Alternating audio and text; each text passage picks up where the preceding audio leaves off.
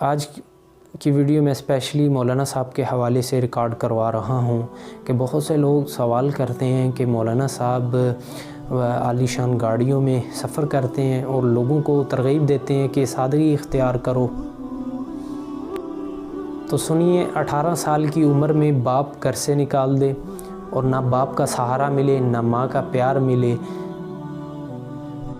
منزل صرف ایک ہو اللہ کو ڈھونڈ لینے کی، اللہ کو پا لینے کی۔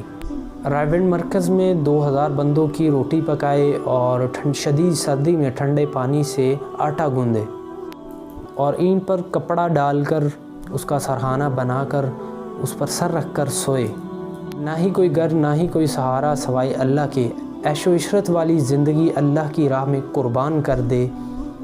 تو فیصلہ آپ خود کریں کہ کیا آج ان کی قربانیوں کا صلہ میرا اللہ نہیں دے گا، کیونکہ میرا اللہ خود فرماتا ہے کہ اے میرے بندے تو میرا ہو جا، میں دنیا تیرے قدموں میں ڈال دوں گا۔ حضرت مولانا طارق جمیل صاحب دامت برکاتہم کے لیے اللہ کی طرف سے یہ انعامات ہیں اور دنیا والوں کے لیے، ہم سب کے لیے یہ ایک مثال ہے۔ جس نے اللہ کو پا لیا اس نے سب کچھ پا لیا، اور جس نے اللہ کو کھو دیا اس نے سب کچھ کھو دیا۔ میرا اللہ فرماتا ہے 7 ارب میں سے اگر میرا کوئی گواہ ہے تو وہ میرے دین کے علماء ہیں، خواہ وہ بریلوی ہوں، اہل حدیث ہوں، دیوبندی ہوں۔ اگر ان کے ساتھ علم کا لفظ لگا ہوا ہے تو میرے عزیزوں، ہم پر ان کی عزت احترام اور قدر کرنا واجب ہے۔